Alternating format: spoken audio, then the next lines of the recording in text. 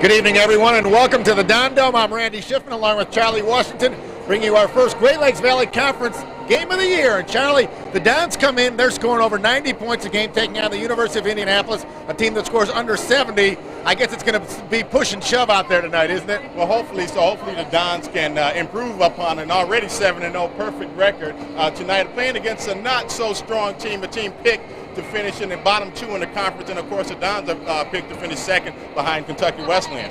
But it does get a lot different because now they're conference games, and it is a lot different when you're playing in the conference. Each game really counts as two. Exactly, and of course you're talking about the Great Lakes Valley, one of the tougher conferences in Division II basketball. So any night, any team can beat another team, and in this case, in Indianapolis, you can't take it for granted tonight. Now, IPFW coach Andy Piazza told me that Indy's 3-4 record's a little deceiving because all 7 of their games have been on the road. So he says they're really playing a lot better than a 3-4 team. Can we believe it? Yeah, and well, they have some big players. They have some bruisers in there. A kid that played with Lloyd Ball here at Woodland, Jim Mosher, and the Haven, a kid from Maryville, Indiana, and also their leading scorer and rebounder this year, big kid, Scott. I forget his last name right now, but look for big things out of him tonight. Okay, and we'll be back in a couple of minutes to bring you the play-by-play.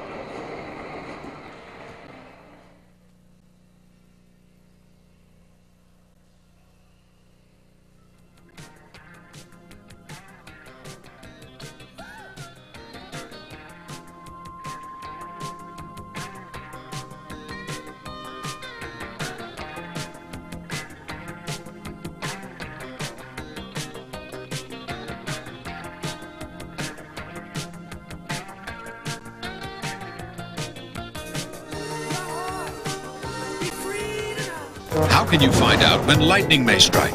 And how do you count the fish in the sea? How can you tell if a child is growing normally, if baseball is getting better, or traffic is getting worse? How do you know about stock market trends, the risk of cholesterol, the history of witchcraft, or the future of spacecraft? With statistics, that's how. And how can you find out about statistics? With the new Statistics series, Against All Odds.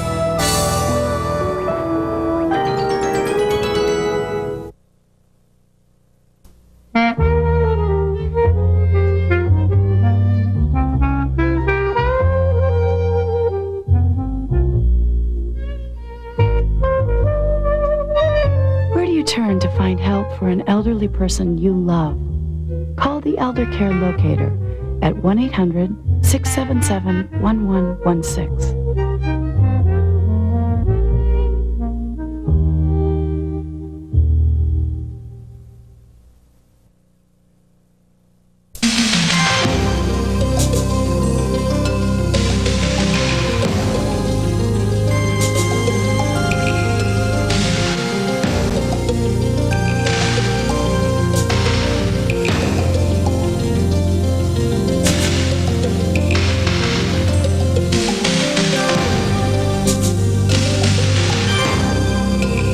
There is a need in your own hometown. Please join your local chapter.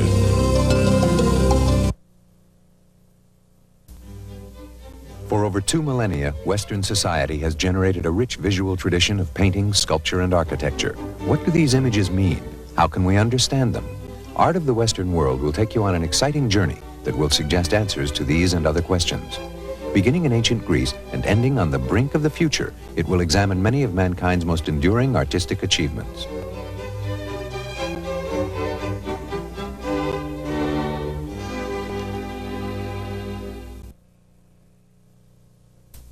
Carol. Tom. Some people still don't realize how space technology...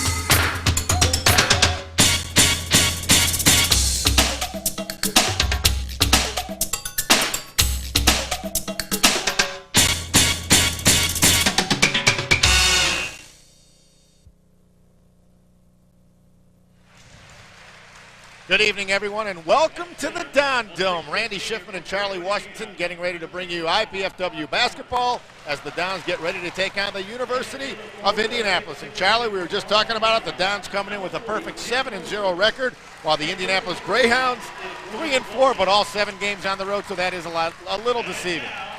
And Randy, first of all, my apologies to Doug Staley. I couldn't remember his name at the outset. You have to be nice, Tim. One of our producers at work, Kathy Canavel, went to high school with Doug Staley, and she said to make sure we say hi to him. Okay.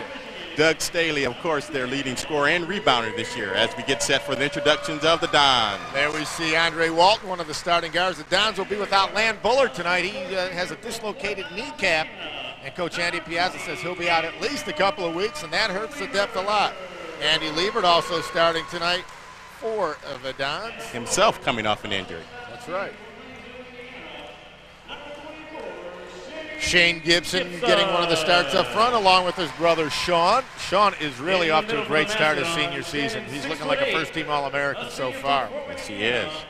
And in the middle will be Doug Reinke from right here in Fort Wayne, Indiana. Played his high school ball at Concordia. Dons have a lot of size up front. First conference game of the year, Charlie. You think they're a little more nervous than usual? Probably not. This is a deep, not only deep team, but a junior and senior laden team. So they should be ready and have been in situations like this. So I look for a big game out of them and not too much anticipation and nervousness. Okay, now it's time to listen to the national anthem.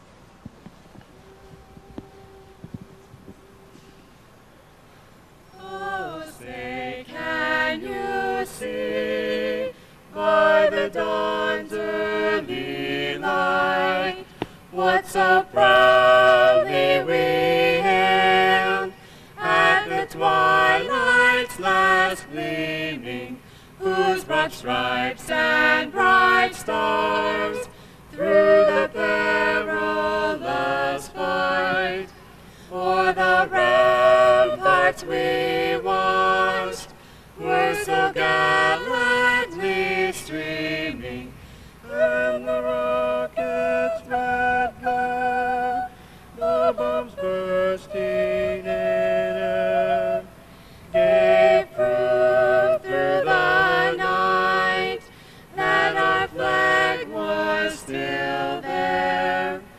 Oh, say does that star-spangled banner yet wave o'er the land of the free and the home of the brave? I'll tell you, Charlie, one thing that's going to be a factor here tonight, it's sort of like the Boston Garden in summer. It's got to be at least 80 degrees in this place because it's such a warm day in Fort Wayne, about 50, 55 outside, and the heat's been on it. It is hot in here. That could take a toll, don't you think? Exactly, yes. And athletes love the heat. They love to get warmed up, and this should work to the athletes' advantages on both sides, and hopefully bigger advantage going to the Dons tonight, Randy. Sort of like a prize fight when you want to go into the ring with the sweat. Whenever you see a guy boxing going in and he's not sweating, he's not ready to fight. Well, I must be ready to fight because I got a sweat going. No, it's perspiring. For us, it's perspiring. We don't sweat. Let's hit the starting lineup for the Greyhounds of Indianapolis. We have number 20, Chad Mills. Also number 5, Perel Lucas. You might remember number 40, Jim Mosier. He is from Woodland High School. Played with Lloyd Ball. He had a pretty good team in high school there. Bookend forwards. Number 55, Tom Lammert. And who's the last guy out there? Number 34 would be Doug Staley, who you were just talking about, friend of Kathy Canavel. We're all set. Reinke jumping up with Mosier, and it's Indianapolis controlling the tip. Lucas with the ball. Now, Coach Piazza told me to expect the Greyhounds to pass the ball around 4, 5, 6 times, reminiscent of the Indiana Hoosiers on offense, if they're really going to take their time and just run a half-court offense. Staley puts up the first shot, no good, but it was tapped out of bounds by Sean Gibson. So the Greyhounds will get it back with a new shot clock.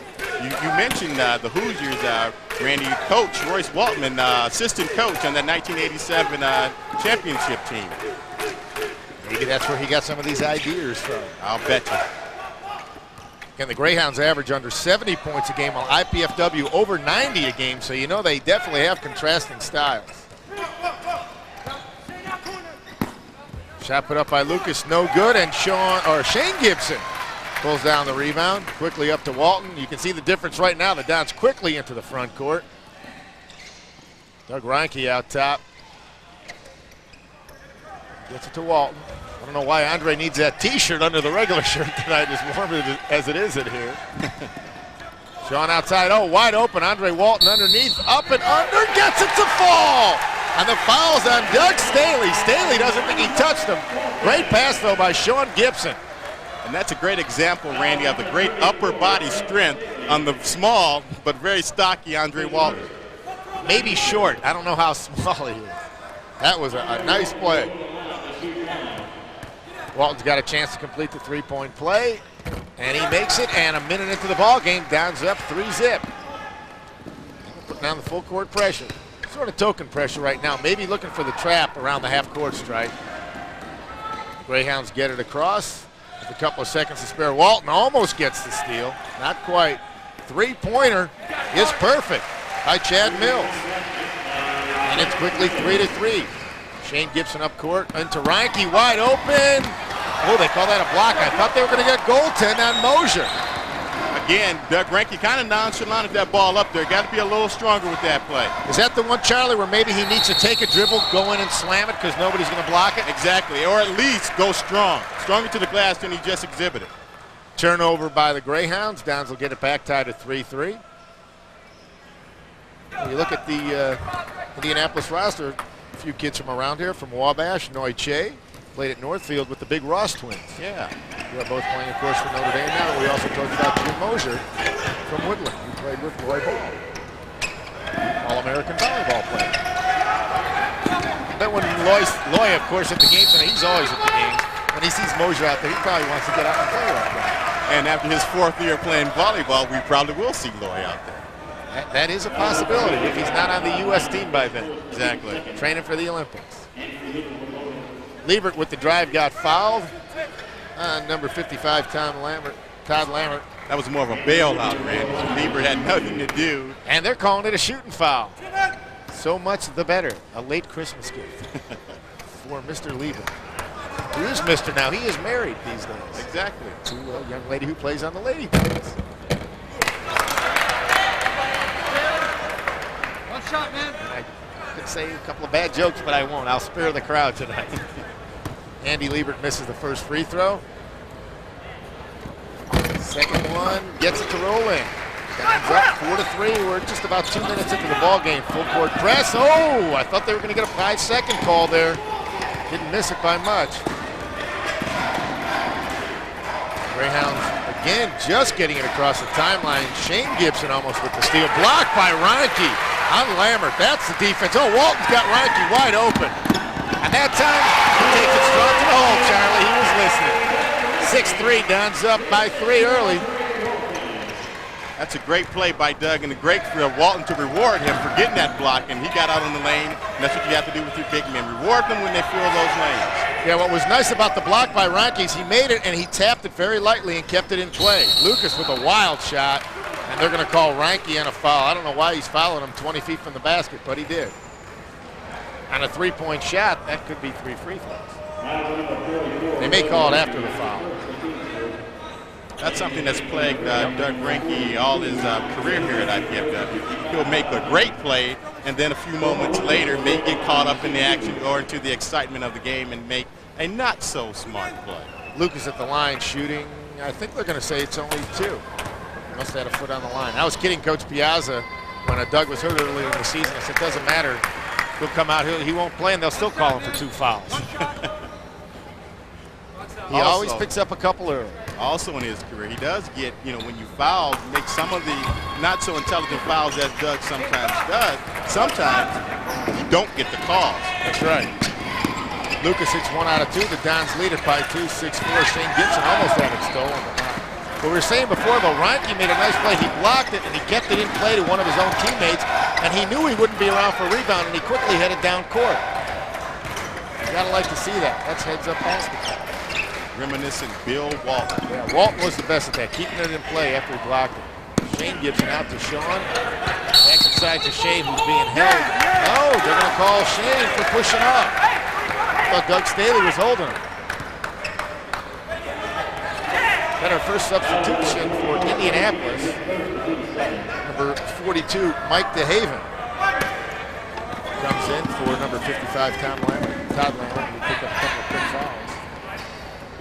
Again, Indianapolis had a little trouble getting that basketball in bounds. Broke the press a little more easily that time. Working around the outside. As we told you, they're going to usually pass it around 4, 5, 6 times before they even look for a shot. And there's a blocking foul on Mike DeHaven, who checked Sean Gibson into the boards. But since he didn't pick up the loose puck, I guess they're going to get him for the foul. That play more reminiscent of a Comets game. Yeah, and Sean being the savvy player he is. Hey, speaking of the Comets, Pretty I'd good like acting. to pass out our congratulations to Scotty Gruel, Comets forward, who scored his 552nd IHL goal last night, all-time leading goal scorer in IHL history. I hope he sticks around for a couple more years and makes it 600. Scotty, a nice man, and a great ball. Andre Walton loses the handle on it. We've had a very sloppy game here, Charlie, inside and outside, about 4 minutes into the game. You think it's the Christmas layoff? I know Indianapolis hasn't played since the 5th of December, and the Downs have been off for almost 2 weeks as well. This is a very tricky time. There are two sides of the story. Right now, there are no classes, so the players, they could react positively with just going to practice and playing the game, or it could be a negative effect with delaying around and not being sharp and the discipline. You do lose a little of the edge, though. I mean, practice is one thing, but when you're not in games, and especially when you have a long layoff and then you've got to play a conference game, it's got to be a little tough. Shane Gibson missed inside. 6-4, we've played 4 minutes and 20 seconds. Outside, Staley's not going to shoot the 3 this time. Lucas might have gotten away with a walk. No, he didn't. They got him. Again, Randy, you can't underestimate the effect that the everyday process of going to class and that everyday routine has on a team. And this time of the year, you're not going through the everyday routine, so things change. And this may have a larger effect, like you said, on the Indianapolis Greyhounds because they haven't played in 25 days. That's a long time. Number 23, Scott Simmons in the lineup for IPFW. So is one of the bangers, 54, Pat Murphy. Shane Gibson with the 3-pointer. And they gave it to the wrong team. It should be 9-4 Dons. They gave the 3 points to Indianapolis. I hope they change that on the board. Greyhounds breaking the press. Inside, beautiful use of the left hand by number 20, Chad Mills. And as we speak. And now Dick Domanian, the assistant coach for IPFW, catches it. Shane with another 3, hits it again. And by our count, that is now 12-6, I believe. It should be IPFW. The scoreboard is getting caught up now. It's got 12-9. It should be 12-6. They gave the Dons the extra 3, but they didn't take the 3 away yet. Lucas with the 8-footer hits it. That makes it 12-8, IPFW by 4. Pace starting to pick up a little, and the scoreboard is finally corrected. Everything working in unison now. All is right in the world. Pat Murphy misses, and they're going to call Andre Walton inside with the foul. Oh, and he gives the referee a little tap for saying, good call. The ref said, don't touch me again. Or that'll be a tease, huh? Some referees appreciate that, and apparently this one does not. Obviously. Says whatever he says. Don't do that. Andre Walton with the steal. Inside to Pat Murphy. Drives in. Throws up a brick. Andre Walton among the big guys gets fouled. Again, Walton with that upper body strength can hold it up there, pump, hit you with that body, and still have enough strength to get the ball up off the glass. He really hung in the air that time, and I think he has drawn another foul on Doug Staley. His second he has, and that's a good guy to get out of there. Because Staley, who's a big guy, he goes 6'8", he goes out number 23. Shannon Arthur comes in, and he's only 6'3". So basically, the Greyhounds going with a 3-guard offense right now. Andre Walton hits one. Dons up 5, 13-8. Ready? Shoot one, man. They do have a Division I transfer. Right, just came here. Bruins, Indiana, former Indiana All-Star. Andre Walton hits them both. Dons back up by 6, 14-8. Once again, Charlie, Greyhounds having trouble just getting the ball in bounds. Break the press. Mills doesn't take the shot that time. Mosier wants it outside. Over to Lucas. And thrown away on the inside. Shannon Arthur, number 23, thought he was being held, but he wasn't. What's happening on that pressure by the Dons, Randy? The Dons are setting up very well and giving the Greyhounds a lot of trouble with the ball in bounds, but they don't have the overall team quickness to sustain the pressure. And once they set up in the half-court offense, the Dons are really pushing them outside and making them do everything from about 20 feet out. Shane Gibson driving in. They're going to call a blocking foul on number 5, Burrell Lucas.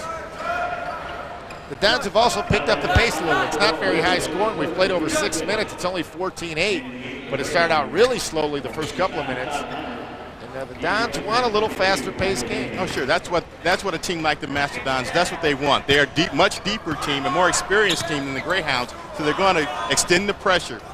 94 feet. No, unusual, too, to play over 6 minutes of the game, and Sean Gibson hasn't taken a shot yet. I don't even know if he has a rebound yet. I don't think so, but he'll be there. Yeah. Ooh, bad pass inbound, stolen away by Lucas, and he's going to go in for the layup. No block. But on the rebound, Shannon Arthur puts it in and draws the foul. Boy, Scott Simmons made a beautiful block on Lucas there, who did one of those, well, I don't want to just make the bucket, I want to get the three-point play. You can't worry about getting fouled, Charlie. You got to go and make the bucket. If the guy fouls you, he fouls you. And something very, very positive on the referee part there. Many times the referee will anticipate a foul there, and that was a good no call by the referee. Andre Walton getting a break, and Russ Marcinek comes in. Surprised we haven't seen Jeff Smithy. As I say that, he takes off his warm-up and he gets ready to come in as well. Dons lead at 14-10, 13:41 to go in the first half. Dons going much smaller. Yeah, Shannon Arthur, well, they got a match up right now. Shannon Arthur at the line trying to complete the three-point play. One of the reasons I think the Dons are substituting too is, as we talked about at the top of the show, it is hot in here. It's got to be at minimum of 80 degrees. Free throw no good, and Murph pulls down the rebound. You see Jeff Smithy at the shooting guard right now. And he can hit the three-pointers, we know that. Yes, he can. And Marcinek, the Hammond Knoll product, playing the point. Play number 23, Scott Simmons can hit the three as well. Saw him play against St. Francis and hit the three. Marcinek drives inside, they're going to call him for the charge. He just flat ran over number 55, Todd Lambert. Lambert back at the lineup. That's an example of Marcinek trying to make something happen, Randy, but clearly did not have a clear path to the basket. A little out of control.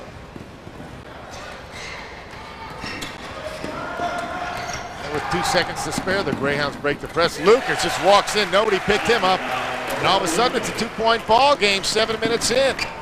Dons lead at 14-12. Andy Liebert getting ready to check back in. I think the Dons need to set something up, Randy, and then go down to the post to Gibson or to Pat Murphy. They definitely need to get Sean Gibson involved in the offense right now. Timeout for the Dons. Andy Piazza not liking what he is seeing out there at the moment. A lot of standing around on offense, and on the last couple of series on defense, nobody picking anybody up. And we'd like to tell you about the College Cable Access program guide. It provides information about our programming, including new IPFW sports telecasts. And to receive your free Channel 6 program guide, send your name, address, and zip code to College Cable Access Center at IPFW. It's 2101 Coliseum Boulevard East, Fort Wayne, Indiana, 46805-1499. Or you can just give us a call at 481-6582, and you can find out everything that we have for you on College Cable Access, Channel 6. Right now we've got IPFW basketball, the first conference game of the year in the Great Lakes Valley Conference, sort of the Big Ten. We've talked about this in years past. It's sort of the Big Ten of Division II college basketball because it's probably the best conference in the country. Overall, the best conference, I would say. Many teams from this conference do advance on to postseason play. And right now the Dons are ranked second in the Great Lakes Valley region, and that's a good position to be in because 4 teams from that region do go on to postseason Number play. 11 overall, and I believe isn't Kentucky Wesleyan number 1 or number 2 right now? Yes, somewhere up there. And of course that means they're ranked number 1 in the region. Yeah. And Andy Piazza also told me before the game that Wesleyan lost their 7-foot center, but picked up a 6'8" transfer from Kentucky, from Western Kentucky this week. How fortuitous. Yes, they do pick up a lot of Division I prospects. To work out that way. Marcinek throws it away. Lucas with the steal. Gets the pass to Shannon Arthur. He gets the bucket and the foul. Lo and behold, we've got us a tie ball game, and the Greyhounds are getting ready to take the lead here. Downs getting a little sloppy on offense. And I think that's why Andre Walton's getting ready to check back in. Marcinek goes out. Something that's happening with the Dons right now, your best player on the court is Sean Gibson. Sean Gibson, he's one of those players. He's not a creator. So without a good point guard, he's not going to be effective. You have to get Sean the ball. As in the past, your best players, you had an Eric Vaughn, a Lawrence Jordan, who could create their own shots. Sean Gibson cannot do that, so you have to get him the ball in a position where he can do something good with it. Arthur completes the three-point play, and it's the Greyhounds by 1. There's Gibson inside, gets hammered. Looking to pass it off to Pat Murphy. Maybe should have thrown that one up, and he could have gotten 2 free throws. They're going to give it to him anyways, aren't they? Yeah, they are going to tell you, I've noticed in the last 2 or 3 years that college referees are starting to call games more like NBA games. Where they give players a little continuation on a shot, and if a player puts up a shot while he's getting fouled, they'll give him the free throws. And I think that's good for the game. They're letting the players decide the game a little more than the officials. A good example was the play we just saw on the other end. That could have been called on the floor. Gibson misses his first free throw. Sean was telling me he went to a basketball camp with Steve Alford over the summer to learn how to shoot his free throws better, and it has helped. Yeah, shooting 80%. Yeah, and he was in the 60s last year, so it did help. Steve Alford had a lot of good things to say about Sean Gibson. He just misses 2 free throws. Seems to think that he can play some pro ball, maybe over in Europe. Sean probably would have got a lot more notoriety out of high school, except for he played with a guy called Graham in high Pat school. Graham. And also his brother Shane was better than he was. Sean readily admits he was the 3rd best player on his high school team. So you know that was a pretty darn good high school team. They made it to the Final Four. And the thing about it, as you see Sean there, he still basically plays the same. Very consistent. In the past, you can put down 15 points, 8 or 9 rebounds for him. And he's pushed that point production up to about 22 or 23 Yeah, he's averaging almost 23 a game. He's gotten 1 shot off in the first 8 minutes. You don't want to see that. And he misses only 2 free throws. And that's a huge reason the Dons are trailing by 1, 15-14. They have not scored for 3 or 4 minutes. Greyhounds not playing like Greyhounds, playing more like Turtles. But right now they are controlling the tempo of this basketball game. Shannon Arthur dishes it off, but he got fouled by Pat Murphy. Arthur's done a great job since he has come in the lineup for Staley. We thought the Greyhounds were going to lose a lot by the big rebounder going out. It hasn't been that way at all. Shannon Arthur scoring a lot of points, creating a lot of offense. And the Dons already over the limit. That is 17 fouls, so Shannon Arthur will go to the line to shoot 1 and 1. And I would think a team like the Greyhounds are going to like this going to the free throw line deal for the next 11 and a half minutes. And 3 more fouls, it'll be 2 free throws. That's right. First one is good. Makes it a 2-point lead, 16-14. Indianapolis out in front.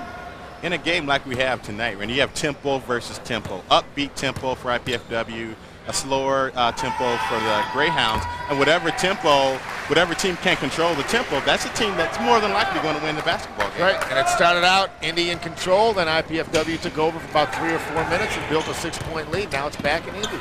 Great pass, Andre Walton to Pat Murphy, count the bucket, and the foul.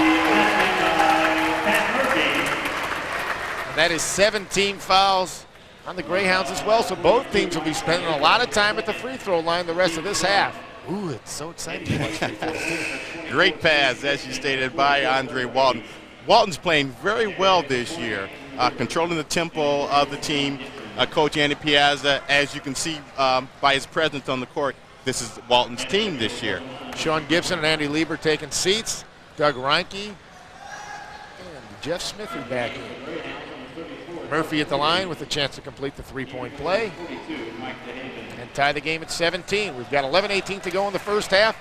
Randy Schiffman and Charlie Washington, very glad you're with us on College Cable Access Channel 6 to bring you the first IPFW Conference Basketball Game of the Year. Murph perfect on the free throw, and we're tied at 17. We played that first 8 minutes and 42 seconds for nothing. Here comes the trap. And they call a jump ball. It worked. 5-second countdowns. Get the ball on the alternating possession. For you young point guards out there, in this case, we like what we just saw because that was a turnover for the Greyhounds, but that was just about the worst place to pick up the basketball with the trap. That's right. Right over the timeline. You can't go backwards. You got the sideline on one side. You can't go that way. You can't go forward because you have a man in front of you. You can't go to the side because there's another man in front of you. That's where you call a timeout. Jeff Smithy threw up an error from three-point land. That was what we call nothing but nothing. Leaves nothing. Lucas driving inside, thinks the Wild one to go off the glass. The Greyhounds up by 2. Lucas looks like he's the only Greyhound who wants to run. He's a slasher, and he's slashing through the Mastodons defense and getting some positive outcomes for himself. Defense is a little slack right now. This is a game that the Dons really think they should win, especially in their building. They're not playing like it, going through the motions. Shane Gibson, is that his third three-pointer? His third three. 9 points. Shane picking up for brother Sean this evening. Did you call that a jump shot? No. I'd call that more of a Larry Bird push set shot.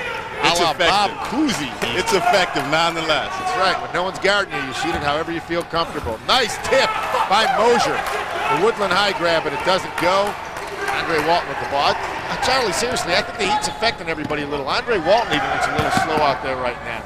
Pat Murphy, Jeff Smithy, is he going to air another one? No. Air ball for 3 last time. This time he rattles it home, and the Downs all of a sudden up by 4, 23-19. Peaks and valleys out here. You mentioned the heat a moment ago, Randy, and sometimes the heat can take a lot of heat plus adrenaline, can take a lot of energy out of you. There's Shannon Arthur again on the inside. Boy, he is supplying all the offense for the Greyhounds. 23-21. He's got, what, about 10 points already? 9. Off the bench. That's about 10. I'm sorry, you're the one who has the computer, so I'm guessing over here. It's unofficial, so it could even be wrong. Charlie O'Matic, sort of like Stratomatic. Andre Walton outside, 25 on the shot clock, so that's no problem. Walton almost dribbles it away, gets to Smithy, another 3. Boy, he missed it totally from that spot a minute ago. Now he's hit 2 in a row, and the Dons up by 5. That's 5 3-pointers for them already, and it's a 5-point lead. That's the difference in the ballgame. 26-21, 8:40 to go in the first half. Mosier, great move on Reinke. I think those two have seen each other on the court before. Of course, Reinke played his high school ball in Concordia, Mosier at Woodland. Reinke's going to sit down as John Honstrader makes his first appearance. Pat Murphy sits down, and Sean Gibson comes back. Jeff Smithy goes out, and the heat has definitely had an effect on Smithy. He's really sucking there. Huffing and puffing. When they start pulling on the shorts, you know they're in trouble. Number 23, Scott Simmons in for IPFW. We'll set the lineups for you. For the Dons, you have number 23 is Scott Simmons. Number 24, Shane Gibson. His brother is 41, Sean Gibson. Andre Walton, number 10 in the backcourt. And John Honstrader, number 15. We'll go to Indy in just a minute. Shane almost loses it out of bounds. This is the shot. Honstrader comes up, rebounding the bucket right off the bench. Downs by 7, 28-21. And that's what a John Honstrader will give to you off the bench. Number 44, Tim Hames in the lineup for the Greyhounds, his first appearance of the night. Staley back in, number 34. That's Hames with the ball. Number 30, Stacy Fields, also for the first time this evening. We also have number 40, Jim Mosier, and 23 is Shannon Arthur. Mosier outside to Fields, who slashes inside. Heard the whistle, threw up the shot. Good move there by Stacy Fields. And he really didn't have much, but got a little bump and put it on the glass. Yeah, he looked like he was about to pass it. Simmons picks up the foul, his first, team's 8th. I think they're going to call that a shooting foul. Let's see. Yes, two-shot foul. See it right on your screen. 2 throws, 2. 7:47 to go in the first half. Dons lead it by 7, 28-21. Fields hits the first. Andre Walton congratulates him. Why? I do not know. Maybe just trying a little sight job. Psychological warfare at its best. Didn't work. Fields hits them both easily, and it's 20-23, Dons by 5. Walton against some token pressure by Tim Haynes. No problem with it. Puts it to Shane Gibson inside to Sean. Sean gets hammered, no call. Man, Shannon Arthur going up in the crowd. Maybe he's hungry for a little popcorn. Nobody's hurt. And the Dons will keep the ball. Good hustle. Very good hustle.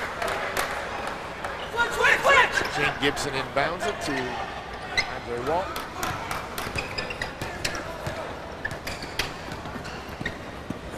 Simmons outside. Sean Gibson trying to get inside position against Staley. This time he does. Up and under. Good move. Gets it to go. Maybe that'll break him loose. 30-23. Dons by 7. Just over 7 minutes to go in the first half. That was that patented move that Sean has had for his 4 years here at IPFW, and it's perfected it now. The drop step. You look like you're going back. The guy comes out on you. You take that little step inside.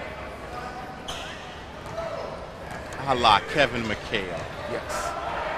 Another one who did that great was Jack Sickman. Yeah. Jack Sickman. And he could turn it either way. If they stayed back, he would just do that fadeaway jumper. Showing outside for 3. That one's partially blocked by Jim Mosier. I think he got a piece of it.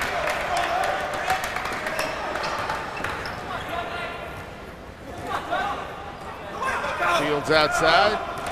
Don's in a straight man-to-man right now. Inside, stolen away by Sean Gibson, but Walton can't control it. It'll be out of bounds to Indianapolis. Coach Piazza expressing some New Year's greetings to the official, I think. We're questioning the call. He's pleading for a foul. Fields sits down. Number 5, Corell Lucas back in for the Greyhounds.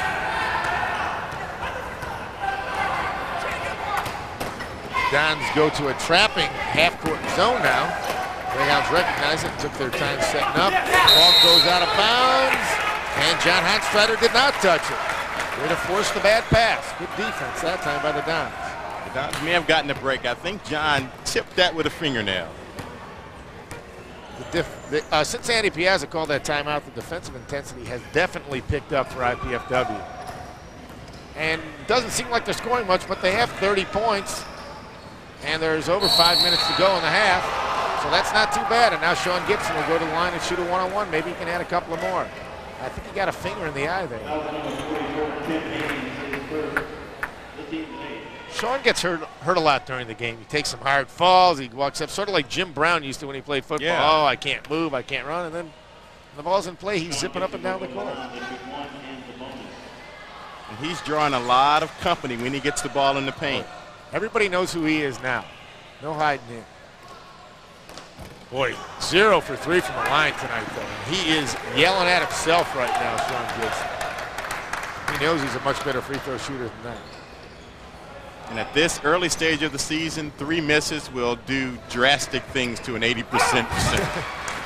Shannon Arthur finally misses, quickly up court. Shane Gibson stolen away by number 44, Tim Haynes. Nice defensive play by the Greyhounds. Must have been a good play. No complaining from Shane. No, did not hear the sound up here either. You can usually hear that slap. The Greyhounds now calling a timeout. They're looking a little winded.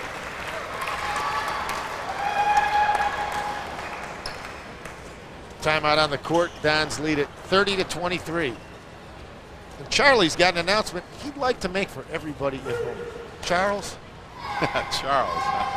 We'll be right back for more GLVC basketball action right after these brief messages.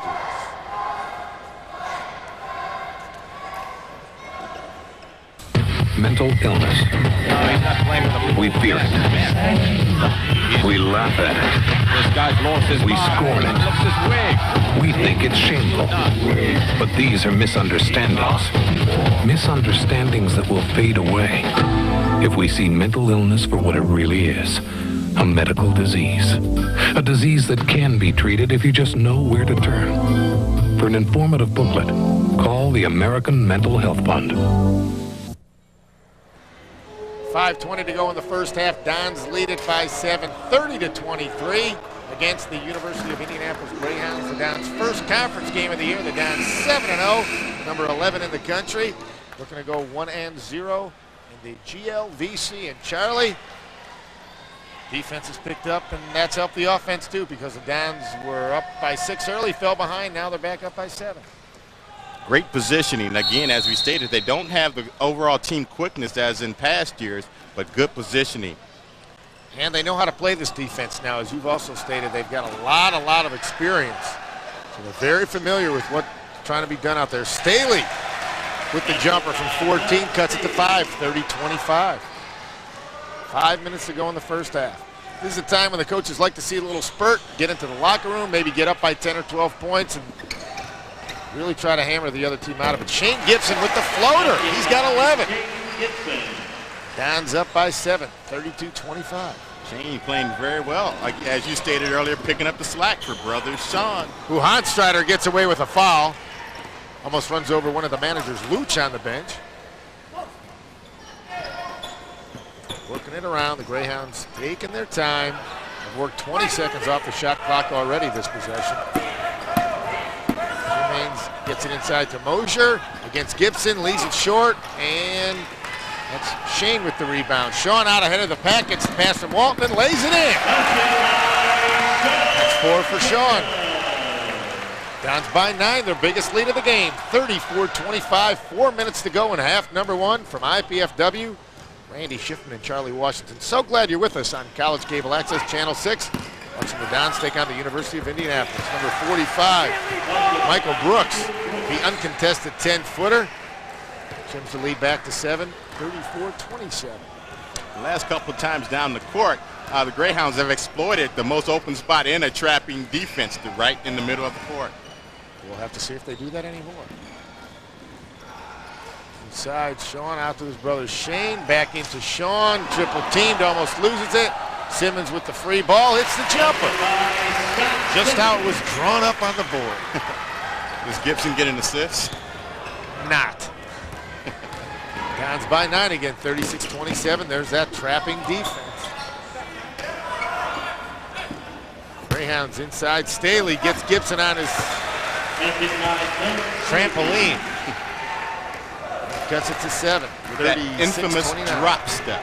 Yes. Says, I can do it too there, my friend. Andre Walton inside. Great pass to Sean Gibson, who gets tripped. And there he is. He's down on the floor. He looks like he's dead again. Well, he had an easy layup coming there, too. A lot of subs coming in for IPFW right now. Sean, I don't think you can leave the game. That's what the official said to him. He said, no, I'm just going to get a towel. Doug Reinke, Andy Liebert, and Jeff Smithy in the lineup for the Dons. Shane Gibson, John Honstrider, and Scott Simmons sitting down. It's almost like watching a North Carolina game. After starting the game, Liebert hasn't seen very much action. Maybe he can finish strong in these last close to 3 minutes here. Sean Gibson at the line, 0 for 3 for the 80%er tonight. Is he going to hit this one, Charlie? Sure. That's all you had to say. 1 out of 4 now. He touches all of the rim. Will it be 2 out of 5 for 40%? He's halfway back to his 80 if he makes this one. Bingo, that one was perfect. See, he had to just hone in on it. He had to get that radar going. There's the full court pressure again. Dons lead it by 9, 38-29, 2:50 to go in the first half. This is the point total the Dons would like, somewhere in the mid-40s for a half, because they averaged 90 a game, over 90. Boy, that was 3 seconds on Mosier. They didn't call it. Lucas, no good. Sean Gibson with the rebound. Up court quickly to Liebert. He's wide open against Staley, lays it in. Dons up 11, 40-29. Staley could not afford to foul him there, Charlie, because he's already got 2, and he knew he can't pick up 3 in the first half. Smart move by Liebert. Slowly but surely, the Dons pulling away. As we just said, too, a couple of minutes ago, this is where they want to get a few and maybe get a double-digit lead by halftime. Coming in, it should be a 90-70 game. And that would be right on the team's averages. Inside, Staley, air ball over Gibson. Reinke with the, I guess it's a rebound. It's not a pass to another team. Sean Gibson inside against Staley, gets the bucket, and Staley can't believe it. They've just given him his third foul. And Gibson still off the floor. Is he hurt? Can never tell with Sean. He's got 8 points all of a sudden, too, doesn't he? After not having any in the first 8 minutes of the game. In the last 10, he has scored 8, and he's got a chance for 9. Plus, he's missing free throws. He hurt his left hand or wrist just a tad. And now he wants to towel off.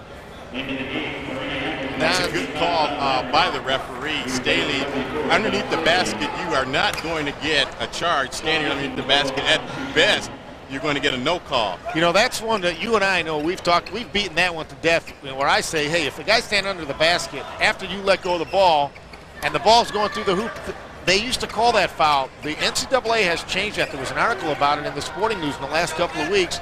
And the head of the NCAA officials says that he doesn't want them calling that anymore. That's another one he wants called like the NBA, where that is no foul, because that is not rewarding a good defensive play. That's hurting a good offensive play. And that's one of the nice rule changes that the NCAA has made. Good point. Sean hits the free throw. All of a sudden, it's a 14-point lead, 43-29, backcourt silly foul by the Dons. I think they got Andre Walt. They did. And that's the referee who he tapped on the hindsight before, and maybe that's payback. Could be. He will not get the benefit of the doubt. Walton picks up his third. He's got to sit down. And Russ Marcinek checks back in. 1-1 for Michael Brooks. Indianapolis. 1:49 to go in the first half. Dons by 14, make it 13. Okay, 1 man. Definitely the kind of ball game IPFW wants, so they're getting to apply the defensive pressure. Now they're getting to run a little too. Makes it 43-31, 1:45 to go in the first half. Dons by 12. Want to keep it over double digits going into the locker room. Sean Gibson muscles inside against Jim Mosier, and all of a sudden Sean's got 11. He's halfway to his season average after not scoring in the first 8 or 9 minutes of the ball game. Greyhounds breaking the press. Sean looks like he's picked up some bulk. Yeah. In and out by Mills. He gets his own rebound, puts it up again, and hits it. 45-33. Dons still lead it by 12. Just over a minute to go in the first half. Now, Sean, since he, that's another thing he told me. When he graduated high school, said he only weighed about 180 pounds. Andy Liebert misses a 3. Reinke, good move there, not going over the back and picking up the cheap foul, giving up a couple of free throws. Let's see if Indianapolis plays for 1. About 10 seconds difference between the shot clock and the game clock. Real good play that last time by Reinke. There's no way he could have got over the bulk of number 55 Lambert. And the first couple of years, he would have done it.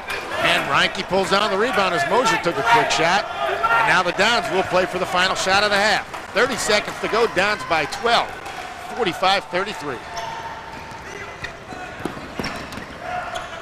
Marcinek up top to Smithy. Nice when you have 2 great ball handlers in there like Smithy and Marcinek. Makes it a lot easier. 15 to go. We're under 10 seconds now. Time to look for the shot. There's Gibson open on the inside. And he walked. Good call. Good call. He was trying to step by and there was nowhere to go, so he was going to step out of bounds or walk. And Sean got caught deep underneath the basket. Probably an ill-advised pass, but with the seconds going down, there's not a lot. He needed to get the pass a little sooner. Here comes a desperation shot by Lucas for 3. He almost made it, but he doesn't. And we are at the close of the first 20 minutes of the ball game. Things looking good for the Dons right now, especially that last 5 or 6 minutes. They lead it by 12, 45-33. We'll be back with the second half in just a few.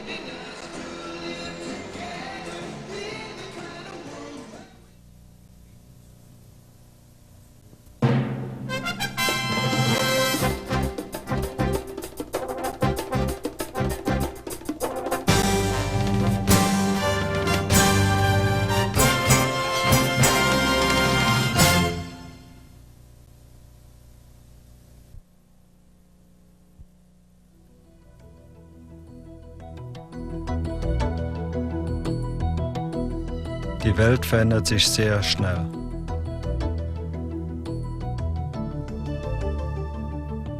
Изменения здесь достигнут весь мир.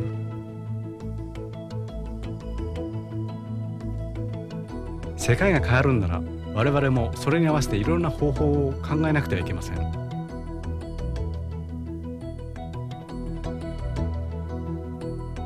De plus en plus, nous deviendrons tous partie d'une communauté internationale.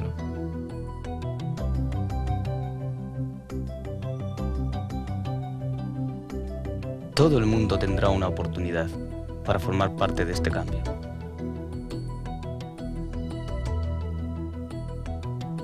If there is a common language in the world today, that language would be change. Sometimes evident, sometimes hidden, it is nonetheless constant. And when viewed through the eyes of the world, this change can be wide, sweeping, immediate, and profound. Yet when viewed through a different set of eyes, through the eyes of a child, this change can be personal and at times bewildering. Consider a child from another land whose family has come to Indiana, brought by an international company or organization to America's heartland. For this child, a changing world is felt at a personal level, a level of new language, atmosphere, customs, and new friends.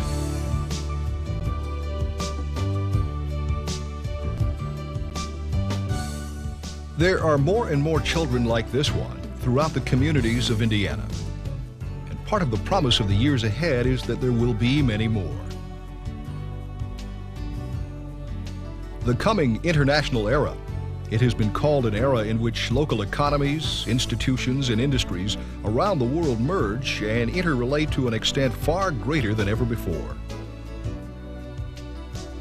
It will be an era when Indiana's place in the world may depend upon the ability to remain open to the world around us and adjust our ways of thinking and acting.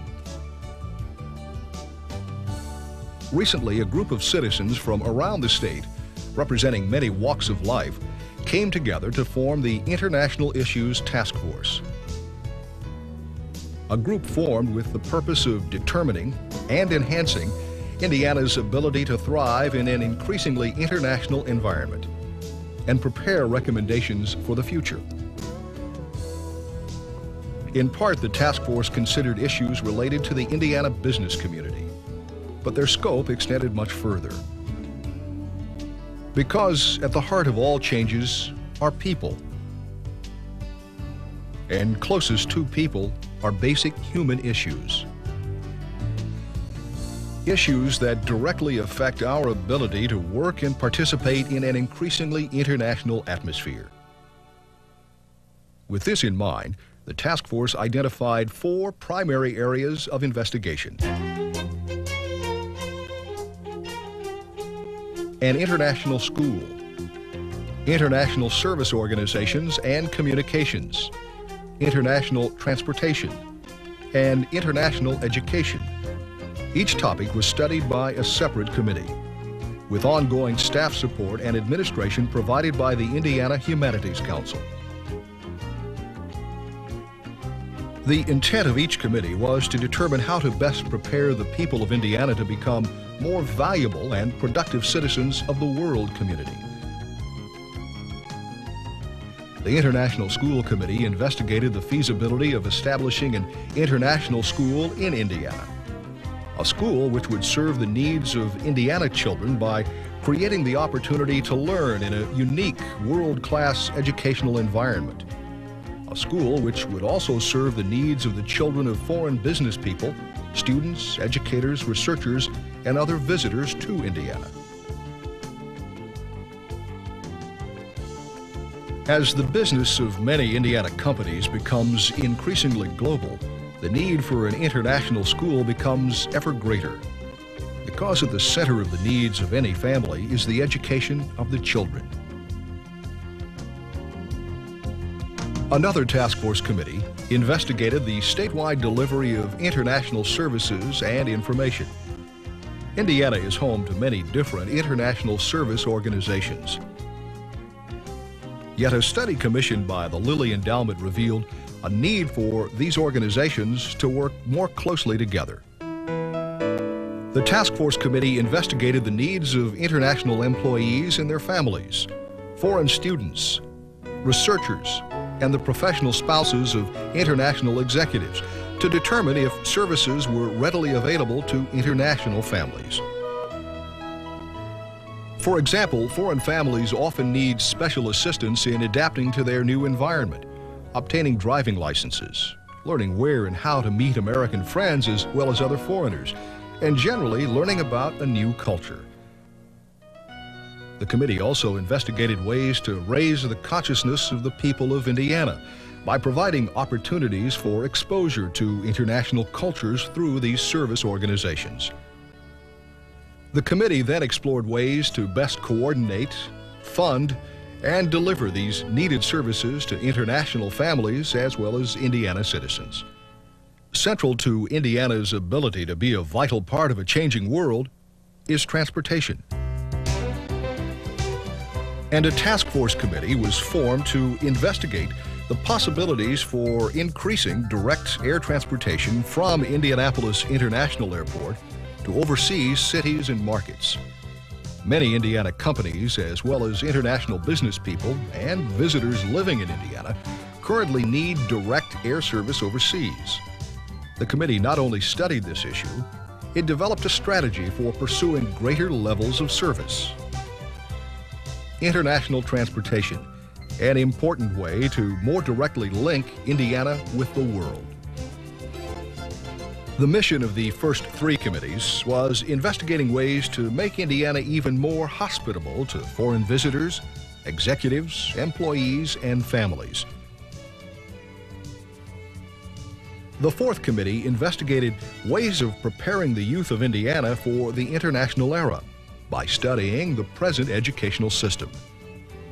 The committee evaluated the teaching of world geography and culture, world history, foreign literature, and foreign language in an effort to assure that Indiana students are provided with the knowledge and the skills to succeed in the international era. In many ways, the intent of the task force has been to provide a cornerstone from which the state can begin to build and prepare for the future. A future that is rapidly approaching for businesses, for organizations, for families, and for all of us. It is up to us to shape our place in the international era by learning the language of the world, the language of change. The International Issues Task Force has provided an important first step for the people of Indiana, a step toward becoming citizens of the world and making countrymen of all humankind.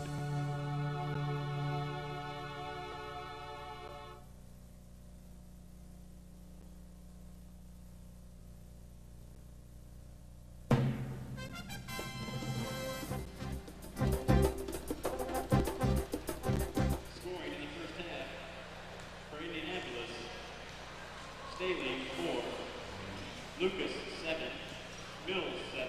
I believe that we can restore 4. Back, give the PA look out. Friday W. Ranky 2, Walton 5, Lear 3, Smithy 6, Simmons 2, Onstrader 2, Murphy 3, and Sean and Shane Gibson both have 11. I believe that we can restore prosperity. For over 40 years, the primary responsibility for shaping America's economic policies rested with the office of the president. To learn how these decisions are made and how they affect you, enroll in the Economics USA telecourse. It's an education for life.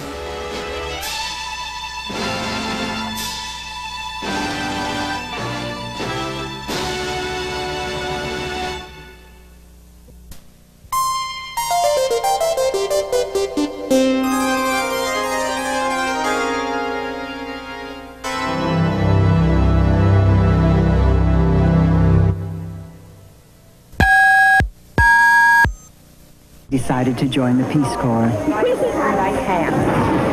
love my kids.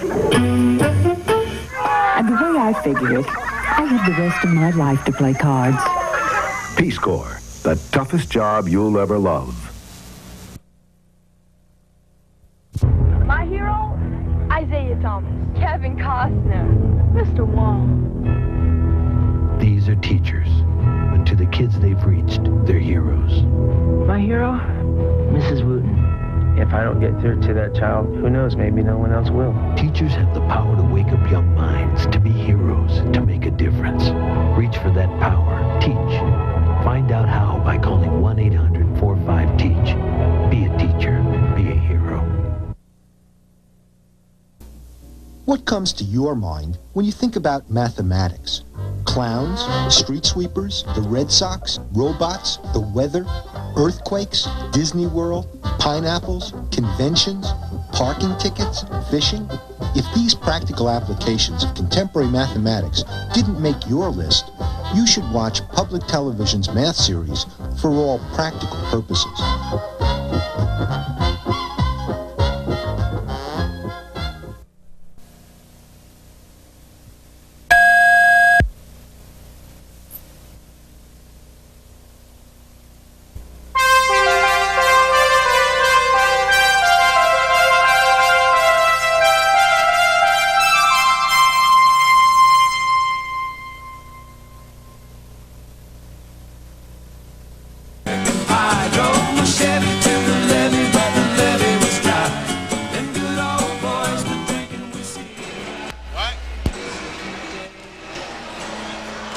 We're back.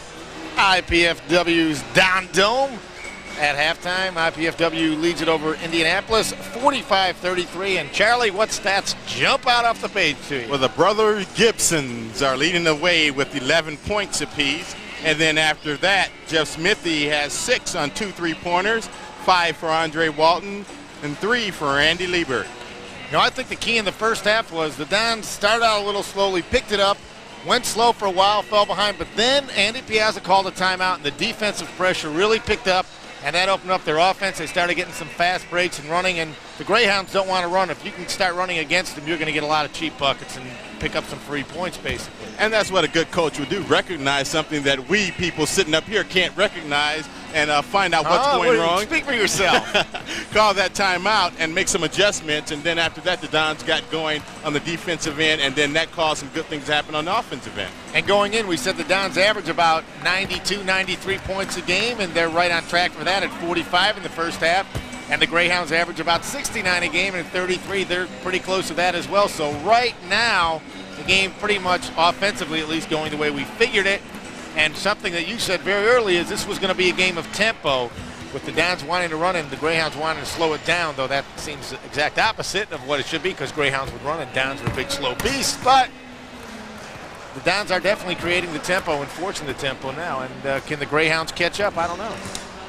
With their style of play, again, that IU system, once a team like that gets as far behind as they are right now, it's difficult. Not impossible, but difficult. And then you have the championship teams, and hopefully IPFW will fit into that category that can adjust to, even if the tempo does slow down, they can adjust and fit into that style of play also. And boy, early on, this was one sloppy ball game because both teams have not played for a while. The Greyhounds' last game was December 5th, 25 days ago, and the Dons, I think, was what, the 19th was their last ball game? Quincy. Yeah, and that was a game where the Dons were down by 20-something points and came back to win it. You know, Quincy just beat Southern Indiana of the Great Lakes Valley Conference. I believe it was last night.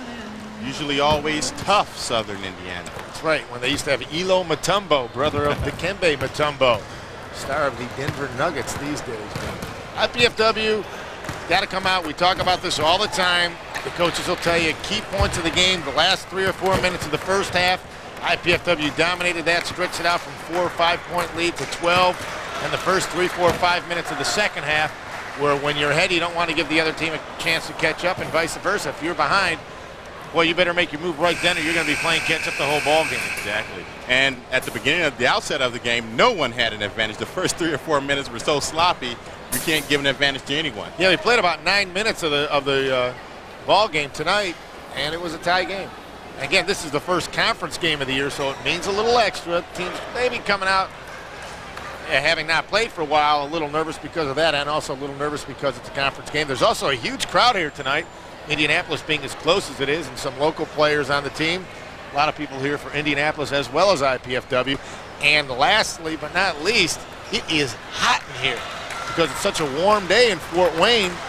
It's in the 50s today. It's still probably around 50 right now at 9 o'clock tonight. But man, it's got to be 80, 85 degrees in this here gymnasium. And that, I think, took an effect on the Greyhounds more than the Dons because the Dons played more guys. It's a good thing we're not playing over at the Coliseum as the Fury are tonight. Maybe that floor is sweating a little bit. Yeah, with the ice underneath because the Comets played last night. Greyhounds outside. Lucas, their one slashing player, slashes inside for a quick two. And it's Indianapolis with the first basket of the second half, cutting the lead to 10, 45-30. For IPFW, it's the same five who started the game. Doug Reinke with the ball, along with Sean Gibson and Shane Gibson up front. Andy Liebert and Andre Walton in the backcourt. Oh, bad pass by Reinke. He knew it.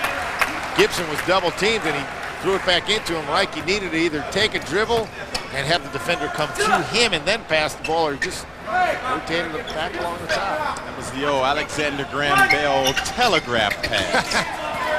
Shane Gibson just about falling out of bounds, somehow manages to stay in. Sean getting pushed all over the place by 42 Mike DeHaven. Liebert for three, perfect. Starting the second half for Indianapolis, a very different team than started the game. Number 5, Perel Lucas, who started. Number 23, Shannon Arthur, who came off the bench and had, what, I believe 9 points. Played Number very 45 is Michael Brooks, who did not start and did not play that much. Number 20, Chad Mills started. And the other player is number 42, Mike DeHaven. Oh, bad shot there. Oh, luckily he got that one off. Brooks did to DeHaven. So Indy going with a very small lineup now. They get rid of the big guys. Staley, Mosier, and Lambert, their 3 starting front court guys, all sitting at the beginning of the second half. There's our first foul of the second half. Andy Liebert picks up his first, team's first. Both teams fouled a lot in the first half. And those 3 probably are sitting, Randy, because between the 3 of them, they had 4 points. But you can't always look at things that way. Good ball player. Rebounds. If he doesn't get him in the first half, chances are he'll get him in the second. Lucas slashing inside with the left hand, no good. Sean Gibson rebound quickly to Andre Walton. No advantage, 2 on 4, he pulls it out. Sean's got the open 3, passes it up to Shane. Inside, boy, terrible defense there by Michael Brooks. He just backed off of him, Charlie. You're supposed to cut the guy off, not let him go in for an uncontested layup. 50-35, Dons by 15. We've got 18 minutes to go. Little things like that will help contribute to a 3 and there's a 10-second count. Lucas just stood there. There was nobody in front of him, and he just like, oh, wait a second. I've got to get the ball across that little stripe thing. That sits at about 47 feet from the baseline. An unforced error. That's right. The heat taking its toll mentally. Inside, Doug Reinke. Great pass from Sean Gibson. Down by 17, 52-35. And those first 3 minutes right now, seriously in favor of the Dons. Lucas doing all he can. Great pass inside to number 42, Mike DeHaven. That was great penetration by Perel Lucas. He's really the only quick guy out there, and IPFW's got a lot of quickness, comparatively speaking, to the Greyhound. Reinke inside, good move. And what I think, Randy, no help on the defense. This is the Greyhounds' quicker lineup with those 3 big guys on the bench. Ooh, that's a scary thought now, isn't it? Almost stolen by Liebert. Lucas gets it, bounces it over to Brooks, good. Dons still lead it by 15, 54-39, 3 minutes into the second half. Oh, bad pass there.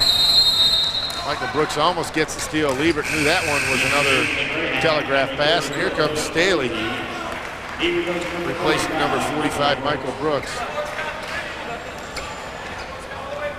Getting a little more size in there. I think you alluded to the fact that Staley, the leading rebounder on the team. Great pass, Walton!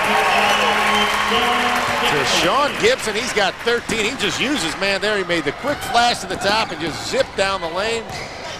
And a backdoor cut. Oldest play in basketball, that and the pick and roll, and boy, they still work to perfection when they run properly. Staley inside with the bucket.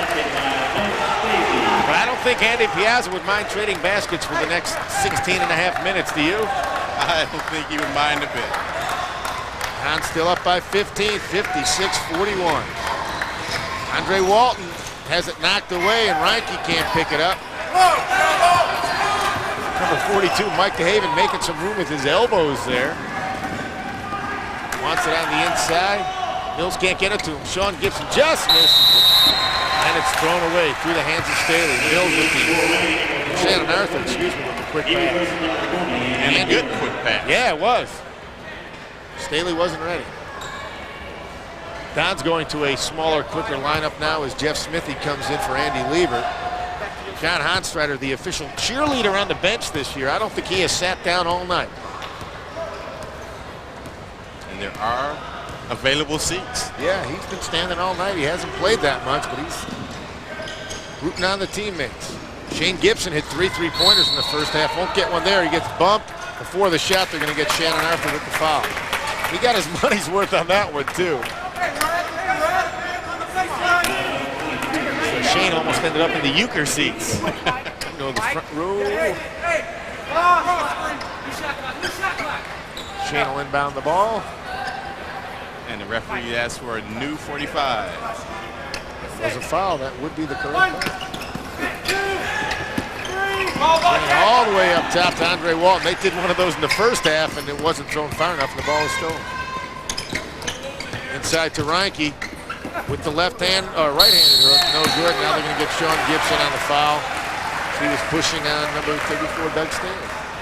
That time, Doug Reinke made a There was a shot of Hans Strider, the man who won't sit. A very aggressive post-up move that time by Doug Reinke, but then he kind of softly lofted it up towards the basket. Yeah, not exactly the Kareem Abdul-Jabbar hook. Boy, that was almost a 5-second count getting it in. You were mentioning that in the first half, Charlie, that Indianapolis having all kind of trouble trying to just get the ball in bounds. Arthur with the spin move. Good. Lead down to 13, 56-43.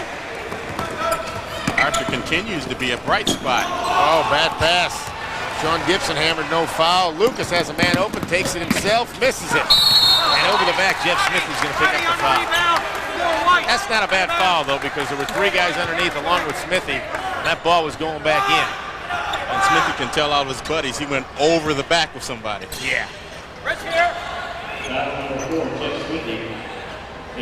That's his first team second. Shane Gibson sits down, so does Doug Reinke, and now it is Scott Simmons and Pat Murphy coming in. Don's going basically with the 3-guard offense as well, just I think more for matchup reasons right now. Again having trouble getting the ball in.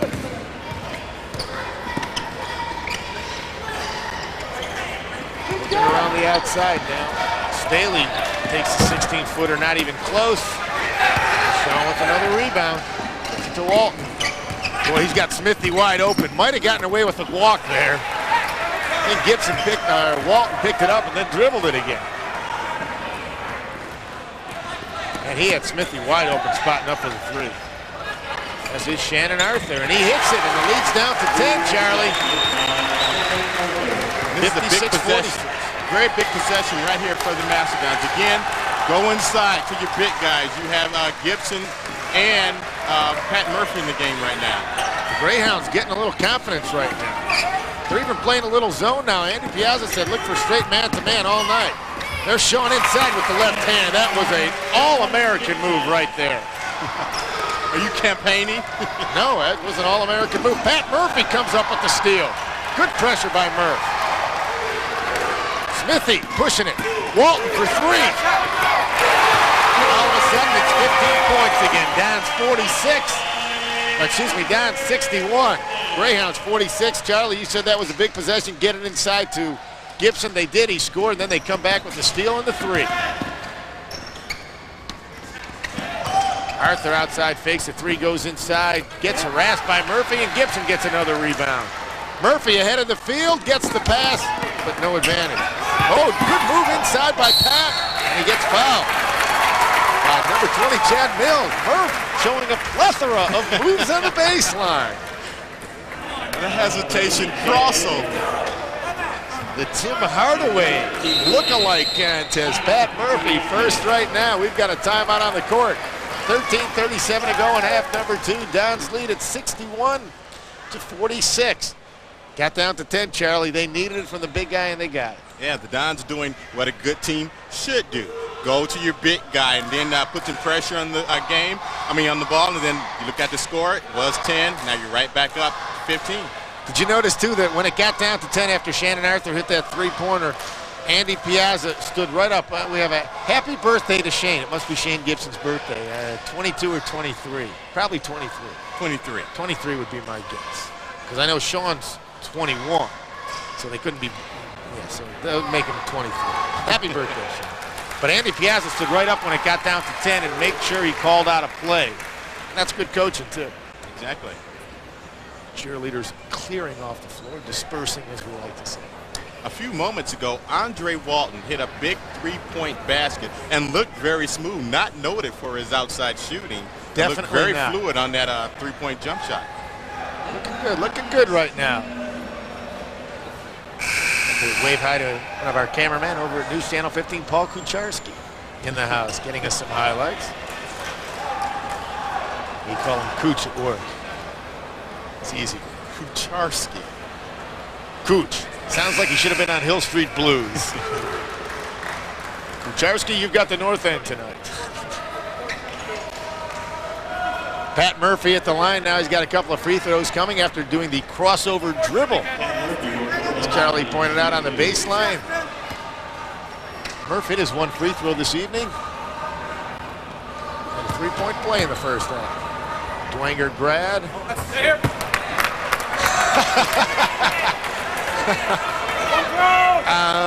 You want to take that one, Charlie? No.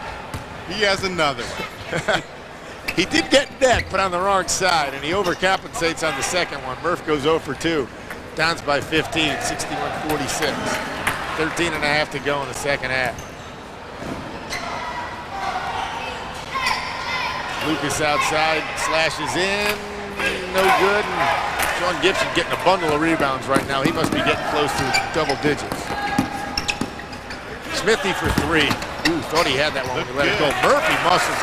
Tips the rebound to Simmons, no good. And Shannon Arthur doing everything for the Greyhounds, coming away with the ball. And some Woodland fans are really disappointed that Jim Mosier didn't do much tonight. He hasn't played at all in the second half. Bad start. Looked a little out of sync tonight.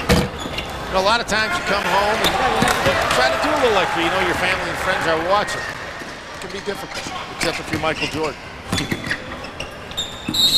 So he even admits when the Bulls played in Charlotte last night, and he said it's very difficult for him to play there. And part of it is so many people call and ask for tickets. Well, I wouldn't mind having difficult nights like he has. Yeah, an off night, 28 points, 12 rebounds, 11 assists. Yeah, slow night for Michael. What was wrong with him? Speaking of Jim Mosier, he has just checked into the lineup, number 40 for Indianapolis. Along with number 10, Noy Che, who is out of Northfield. Played with the Ross twins in high school. Great point guard that year. I think his brother played as well. Yeah. Inside Murphy, outside Andre Walton, fakes the 3. Murphy inside, muscling in. No, he gives it up to Sean for 3, in and out. Here come the Greyhounds.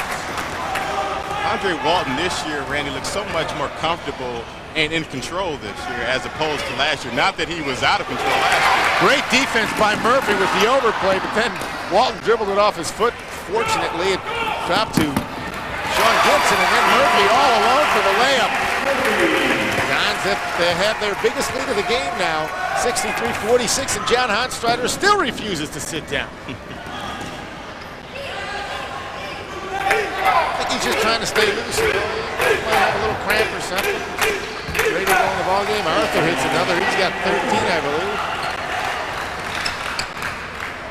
He didn't even start the ball game. Downs by 15, 63-48, 11:20 to go. Andre Walt, ill-advised pass. Here comes Roy Che. 1 on 3. He's not going to take it. Gets it over to Arthur inside. Almost blocked by Gibson. Definitely bothered it. Murphy gets the board. points by Gibson. Walton from 18, no good. Sean underneath, rebound and the block. Well, after a slow start, he has made up for it, and Hanstrider being rewarded for all of his standing around. He's going to go in the ballgame. It's the cheering that got him in the game. Now, a lot of guys just get too nervous, and they don't like to sit for a long time. And especially after they come out after halftime, you warm up a little, you sit down, you get stiff again. So he was standing around. Lucas steals it from Walton. Walton grabbed him, no call. Lucas inside, and almost blocked by Murphy. Almost had his arm taken off by Murph as well. Lucas will go to the line and shoot a couple. I think I jinxed Andre Walton. Ever since I gave him that compliment, he made a few turnovers. That's it. No more compliments for Andre Walton the rest of the season. Walton takes a seat. He looks like he can use a breather. Pat Murphy looking for a little oxygen as well, and maybe some H2O to go with that oxygen. Simmons sits down too. Hanstrider in. Shane Gibson back in. And number 21, Russ Marcinek in as well. Marcinek had a rough first half, Charlie. Yeah, a little shaky out there, but he'll settle in. He gets more used to the offense and to the players around him. This is his first year here. He's going to be a good player. Lucas hits his first. Burrell Lucas trying to make it 2 for 2. He does, and he trims the lead to 15, 65-50, 10:30 to go in the second half. I'm partial to Marcinek. He's a region man. A region man. Hammond Knoll. The region. Gibson backing in, fadeaway 10-footer. He got 20 yet? Awfully close.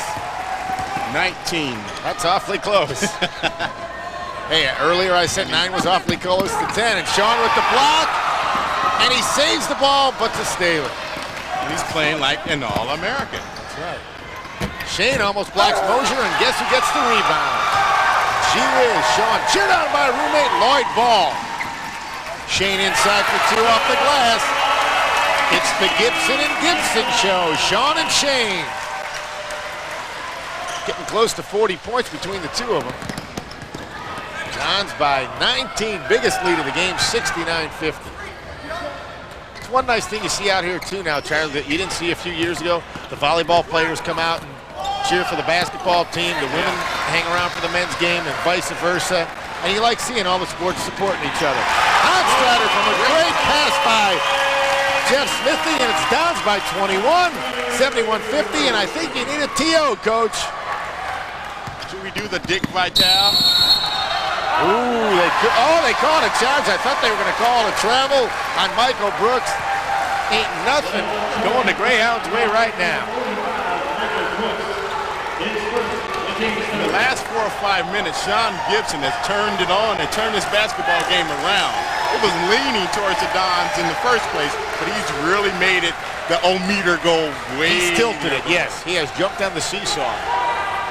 No, this has been a much cleaner half, too, which also, I think, favors the Dons because it lets them run a little. There are only 7 fouls total between the two teams, 4 on the Dons and 3 on the Greyhounds, and we only have 9 minutes and 11 seconds to go. And about 8 or 9 minutes into the first half, both teams were in the bonus. Sean Gibson, he is truly doing it all now. He just wiped the perspiration off the court. Charlie, he has literally done it all. Maybe he can bring us some popcorn during one of the breaks. I hope so. Even better, a hot dog. Didn't get my full dinner tonight. So. Here come the Dons. You just saw the injured Land Bullard on the screen. Yep, got that bad knee. He's out at least 2 weeks, maybe more. Shane Gibson almost threw it away, picks it up. What do you think's going to happen on a night like this? Dons by 23, 73-50. Andy Piazza told me on the sly that they really felt they could blow out Indianapolis tonight. They really were looking for a big win and to show something to the rest of the conference. Well, Shannon Arthur, you cannot fault him for this ball game. He's got, what, 16 now? 73-50. 16 or 18. He's had a tremendous game off the bench. 17. I keep missing by 1 tonight. I said 16 or 18, he's got 7. Shane for 3. Doesn't get it to go. Hanstrider. Oh, one official said it was out of bounds. The other one calls a foul on Hanstrider. Andy Liebert getting ready to check back in. His first, team's fifth. The great thing about this Don team, as has been the last few years, you can't really key on one player. If you say you can key on a Gibson, but you really can't. Sean Gibson gets a lot of rebound baskets, fills the lanes, so he's not the setup go-to type of player. Although he has great moves out of the post, you really can't key on one player on this Don team, which makes them that much more tough. The other thing I like too, Charlie, is the versatility on this team. They can go big, they can go small, and they can go a front line with Murphy, Sean Gibson, and Doug Ranke. They have three horses up there. Then again, Gibson is still quick enough. You can put him and Shane up front and three guards, and you can match up to the smaller, quicker teams. And they have a lot of guys who can play 2 or 3 positions. Sean Gibson, for instance, can play center, he can play big forward, he can play small forward. They have a lot of guys who can play point, shooting guard, and small forward. And that really, really makes it flexible if somebody gets sick, injured, foul trouble. And it creates a lot of matchup problems for the other team as well. You can make them match up to you. Every player out here is more. Sean Gibson, I thought he was going to dunk that one. Thought he was going to slam it, but he doesn't. He's over 20 now, is at 21. He's up and over. One more bucket, and he's a little over the average of 22.6 on the season. Don's up by 20, 75-55, just over 7 to go. Almost thrown away. Arthur misses badly. DeHaven blocked by Hotstrider. You gotta be kidding. There's another one of those. The referee with 4 guys blocking his view makes the call. The ref standing about 3 feet away with the perfect view from the side doesn't blow the whistle. I think he was bumped underneath by one of the Gibsons, but by no way, shape, or fashion did John Hotstrider make a foul. That was, as we like to say, even in the pickup games, all ball. And when you're guarding somebody and he calls a foul on you, one of those, you just look at him and you're like, you know I didn't foul you, and I know I didn't foul you, and you're just calling a foul because you're embarrassed I blocked your shot. John Gibson getting a well-deserved ovation. And rest. He's played the whole second half, 13 minutes in this heat, and it is hot here tonight, folks. Over 80 degrees. Hey, Charlie, I forgot to ask you.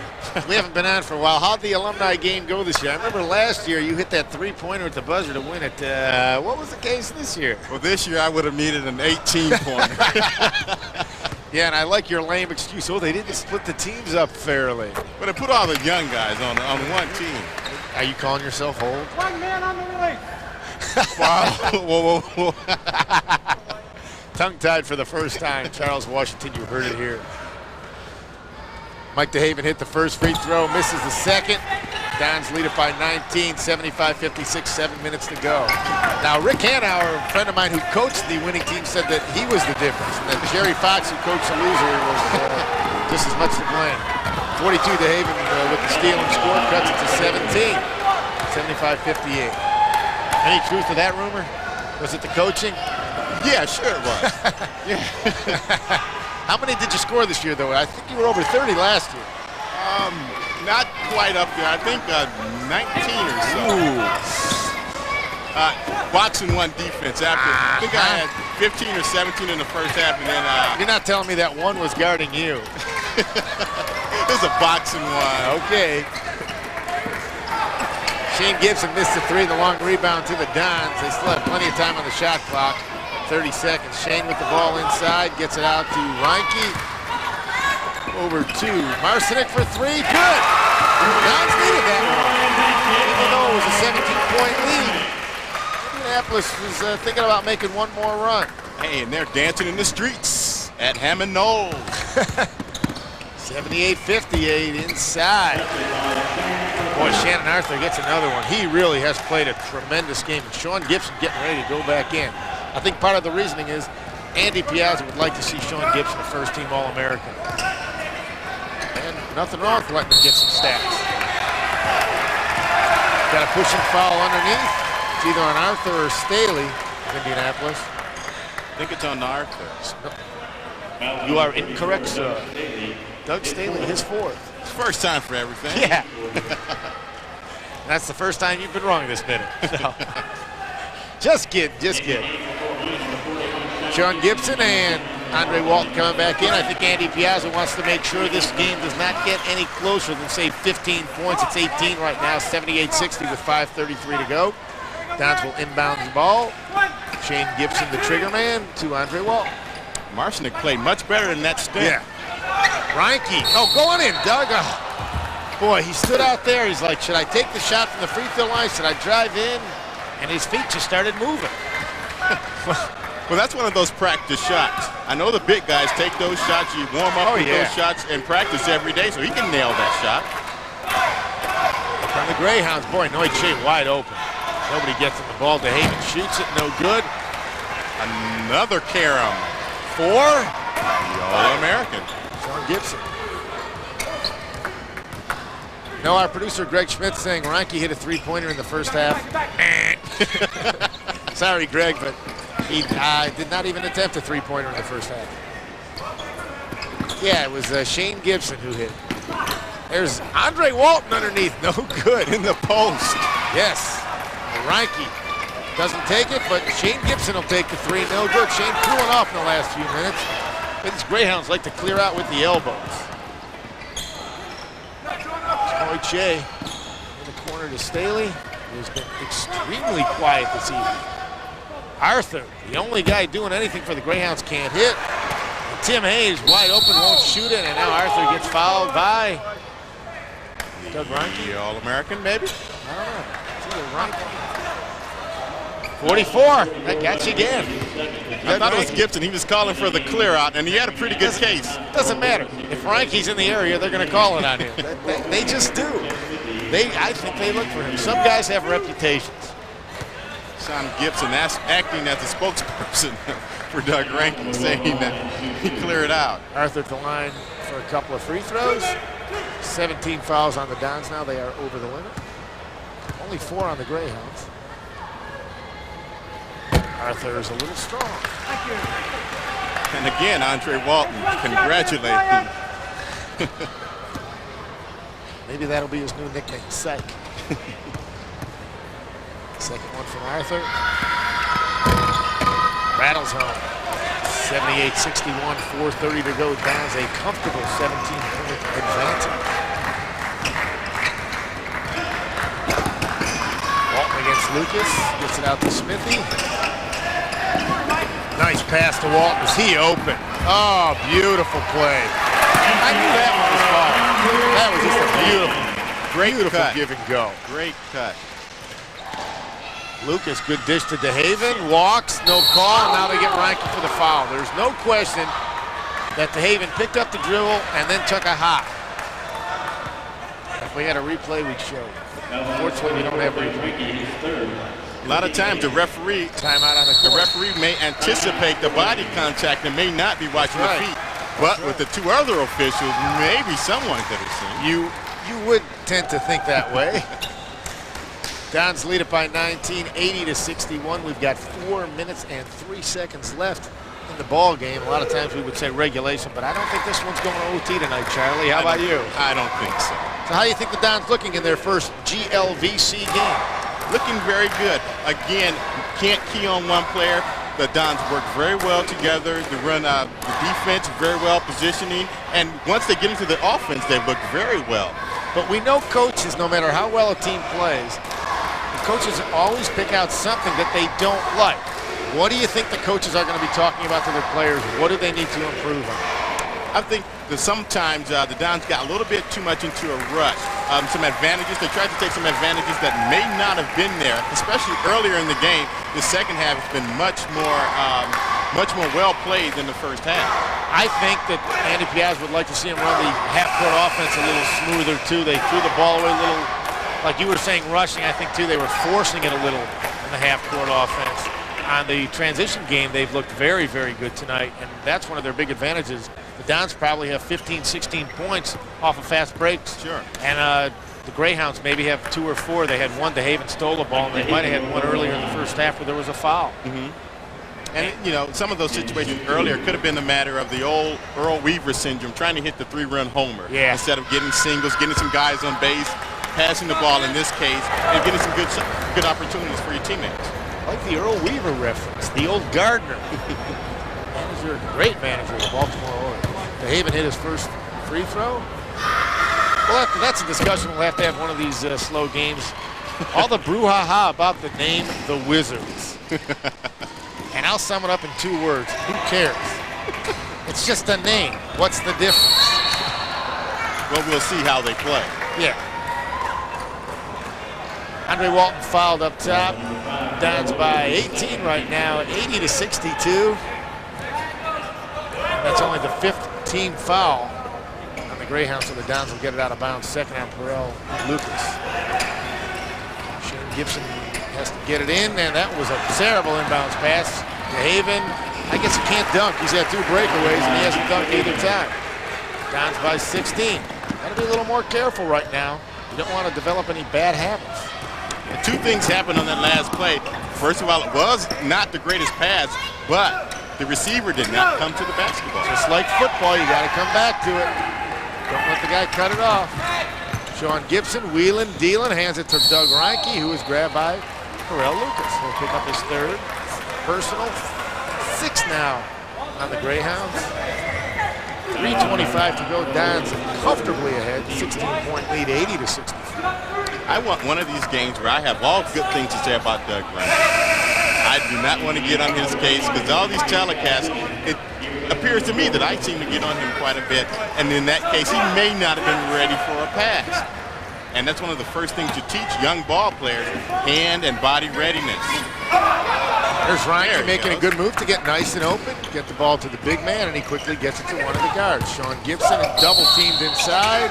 They call it jump ball. How can that be a jump ball? He turned and nothing happened. He didn't shoot the ball, did he? No. Maybe that's one of the rule changes I missed. Downs keeping on the alternating possession. There's Reinke, drop step. Good move. Go. Looked for the hook, it wasn't there, took the drop step. Now you have another good thing to say. That's the way we like it. Good defense by Sean Gibson. Yep, played it with his feet. That's how you got to play defense. Noiche, no good for 3. Everybody and his brother touched that one. And it goes out of bounds to the Downs. She lead it by 18. Long inbounds pass. Reinke just hands it off to Simmons, who missed. Now Reinke gets the rebound, powers it up. And that's the point where maybe you want to go back outside when you're up by 18 with 2:50 to go, but as long as you draw the foul, that's okay. It's also a time of game where you can work on your game. Yeah. Well, it is. Try out some new things.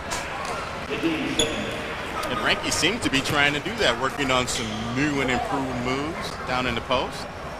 Yeah, we didn't see much of Jim Mosier, the former Woodland star here in the second half for Indianapolis. He didn't start the ball game. He only played maybe 2-3 minutes here in the second half. I don't even know if he scored tonight. 1 basket. We were in a discussion. He got a tip-in basket.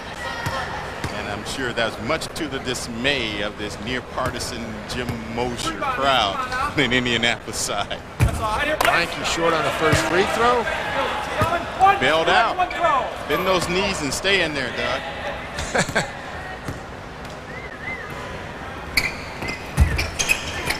Didn't bend him enough. Downs still lead by 18, 82-64. 2:40 to go in the ball game. Lucas inside, no prayer. There's Simmons with the foul on DeHaven. One good thing, Downs with the big lead. I don't think we're going to see all the intentional, unintentional fouls at the end of the ball game. Yeah, that was designed to speed up the game, the 10 foul rule, but I don't think it sped the game one moment. The way they could speed it up, I've got some suggestions if anybody from the NCAA Rules Committee out there is listening. One, after you make a basket, you cannot call timeout because you don't have the ball.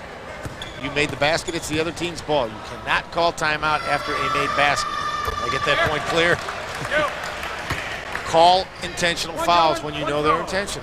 Call an intentional foul, and you give the team the option of either shooting the free throws or putting the ball back in play.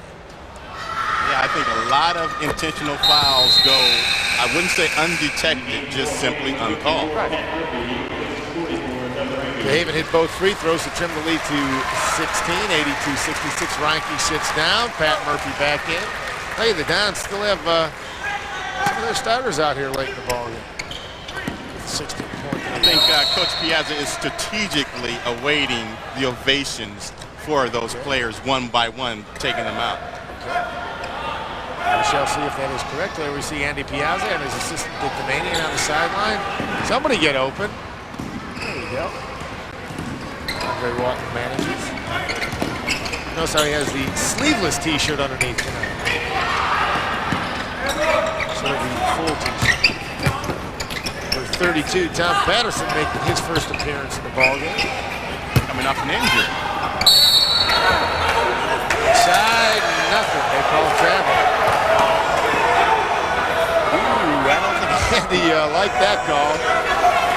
We're even getting boos from way up top here in the downtown. Cascading down. Great play. Oh, Scott Simmons, the steal in the bucket. And that's what Coach like Piazza, that's what he's looking for, to see how these last few moments are going. Three-pointer no good. Sean Gibson's going to be called for going over the back against Mike DeHaven. DeHaven living at the free throw line here in the last few minutes of the ball game. 2 minutes on the nose left in the ball game. 84-66, Dons by 18. Just as I stated, one at a time. Andre Walton comes out, and then we'll have Sean Gibson coming out.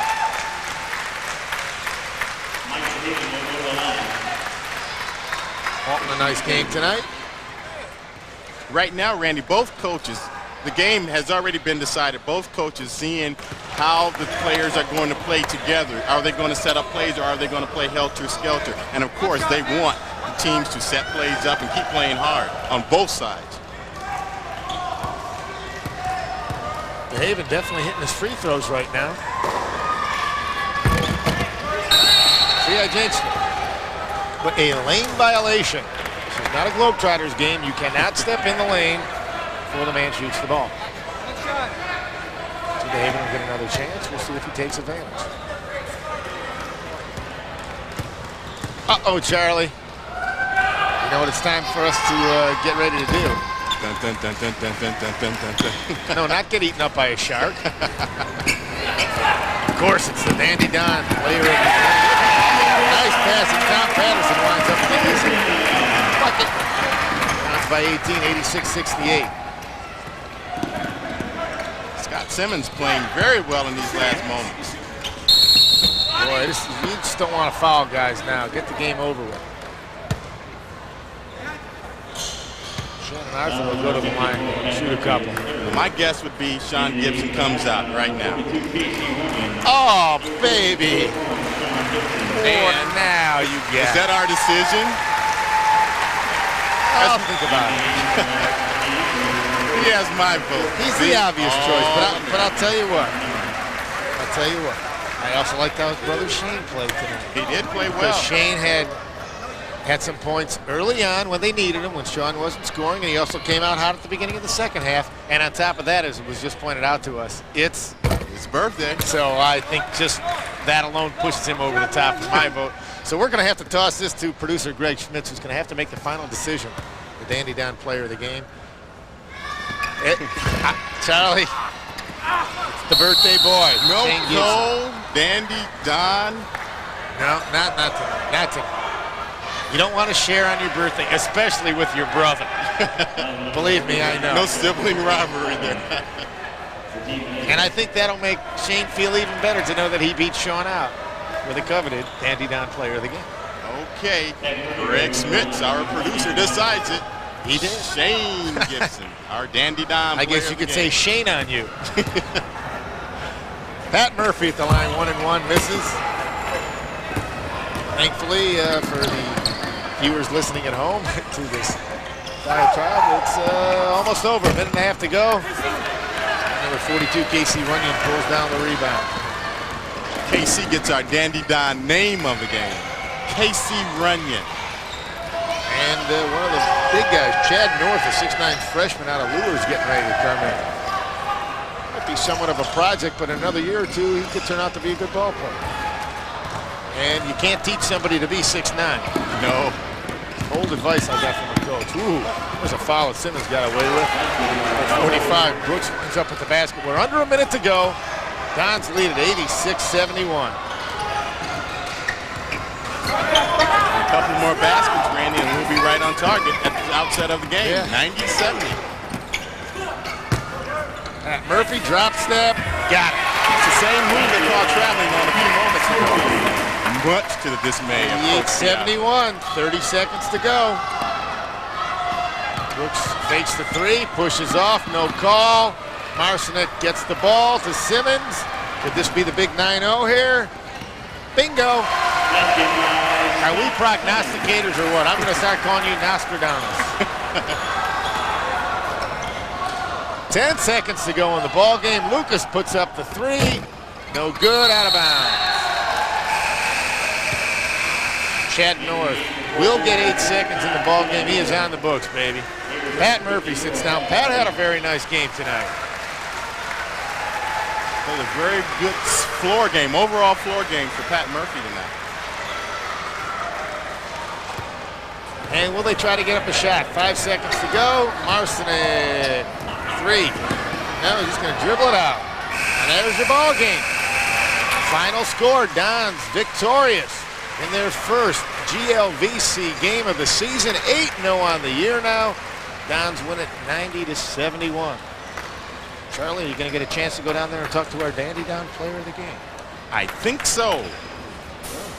If you want, you head down there and I'll wrap it up. Well, thank you, sir. You go down there and say happy birthday to Shane for me. Will do. Shane Gibson is our player of the game. Well, we better get him before he goes to the locker room. We're gonna have to make Charlie run. And he does not have the sneakers on tonight, so that could be a scary thing. We're gonna check the Charlie's stats here tonight. He says they are very unofficial. He warns me ahead of time. But before we do that, I'll tell you this: we'll be right back for more basketball right after these brief messages. You made it! Hey, I couldn't have gotten through physics without you. Yeah, well, you're on your own at college. It's not fair. That's all right. I'm going to get a job, you know. I'm start working, I'm save. And I'll be in college in another year or two. So, what do you have planned, Mike? I think I'm going to go home and make a sandwich. Okay. Support the United Negro College Fund. A mind is a terrible thing to waste.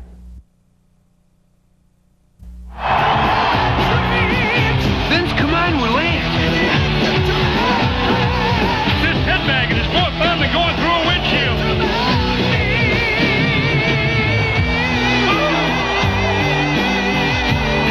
Good night from Iron Maiden. Drive home safe. Remember to strap yourselves in with your safety belts. You don't want to end up like Eddie. Belt up. Don't be a dummy. Bonjour. French in Action, opening a new era in language learning. A television course in 52 lessons centers around a wonderful romantic comedy filmed entirely on location in France. The story of Mireille, Robert, Marie-Laure, and the mysterious man in black will help you to learn, to understand, Excusez-moi, and to speak French.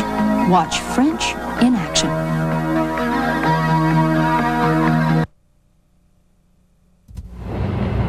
After dating the guy forever, you think I could tell him anything. Why is this so hard?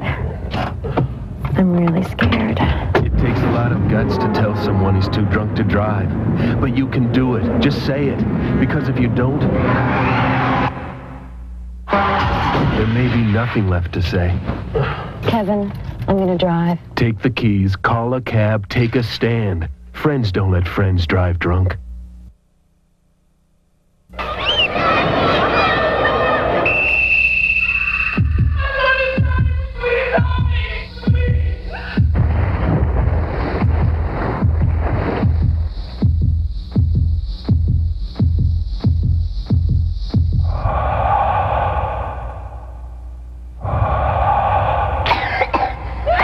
This is just one of the many parts you can play as a young Red Cross volunteer.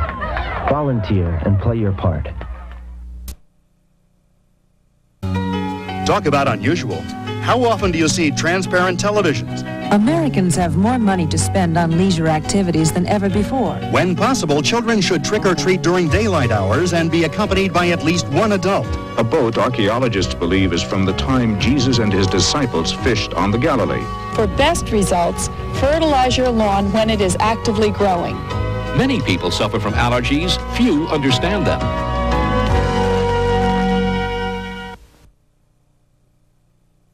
The tragedy of child abuse takes many forms, from verbal assaults to hurtful blows.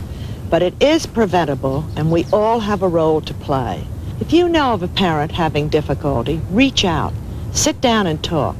And if you're having difficulty, get help for yourself. Talk to a friend. Sign up for a parenting class. Take time out. Don't take it out on your child. Contact the National Committee for Prevention of Child Abuse. Good evening, ladies and gentlemen. Tonight, we are here with our first 1992-93 Dandy Don Player of the Game, Shane Gibson. And Shane, there was a little dispute tonight on who was going to be Dandy Don Player of the Game. And I think what got you over the hump was today's your birthday. Yeah, it is my birthday, and I just wish I had a birthday every game, because tonight it sure helped out. That's what Coach was telling me. He goes, I think they might have got the wrong Gibson, but they won't talk you on television anyway, so. Well, you started out shooting very well, and Sean started out pretty slow. You started out, he finished things up. How are you feeling out there? You hit a couple of three-pointers early in the game. Well, this is the first game that I've really been able to hit my three-pointers for a while, and actually it felt pretty good. I started missing them a little bit towards the end of the game. I think my legs were getting tired, but by that time my brother and everyone else had started picking it up some, so we were all right. Starting out in the first half, things started out very slow, and then towards the from the middle to the outset of the second half, you guys started gaining some momentum, and then just took things over in the second half. What happened from that point where things weren't going so well? I'm not really sure. It seems like every game we always start off slow. Quincy, we start off slow, we get down 20. Every game, there's only one game this year that we started off good, and then we, kind of had a lapse midway through the first half. So as long as we can pour it on towards the end, I don't guess it really matters. Things seem to get a little physical out there today. Was this a very physical team from start to finish, or were they just some certain situations?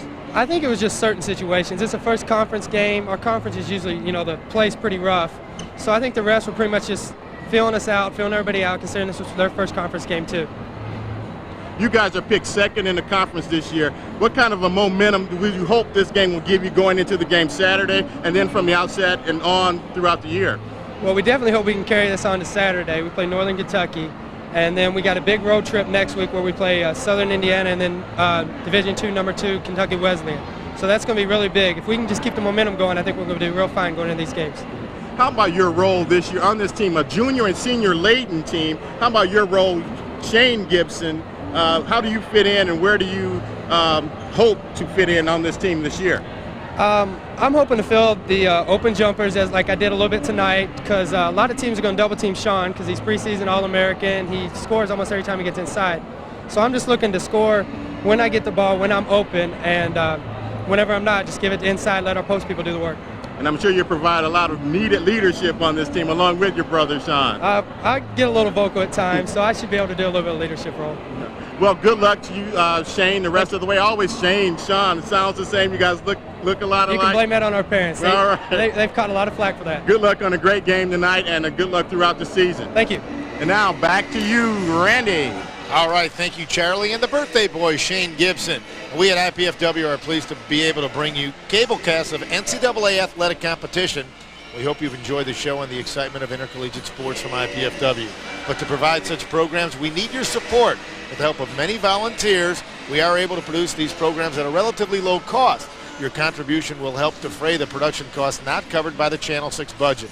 The College Cable Access Center invites you to invest in quality college programming by sending your contribution to the College Cable Access Center at IPFW, 2101 Coliseum Boulevard East, Fort Wayne, Indiana, 46805-1499. Please make your check out to the Indiana-Purdue Foundation at Fort Wayne and designate it for College Cable Access Athletics. And hey, make that a New Year's treat to us, okay? Again, the Dons win tonight, 90-71. Good news in the first game. And we'd like to thank we'd like to take this time to thank the Channel 6 volunteer crew and the Learning Resource Center at IPFW for their contributions to the live production of our basketball games this evening. Telecast of this IPFW sporting event is copyrighted and the sole property of the College Cable Access Center and IPFW. Unauthorized copying, exhibition, retransmission, or rebroadcast of this event without express written consent is strictly prohibited. Don't forget to tune in to Channel 6 this Saturday evening, January 2nd, to see Northern Kentucky University take on both the women's and men's team from IPFW at 6 and 8 o'clock. For Charlie Washington and the entire Channel 6 crew, I'm Randy Schiffman. Have a great New Year's and a safe and happy one, everybody. Goodbye for now.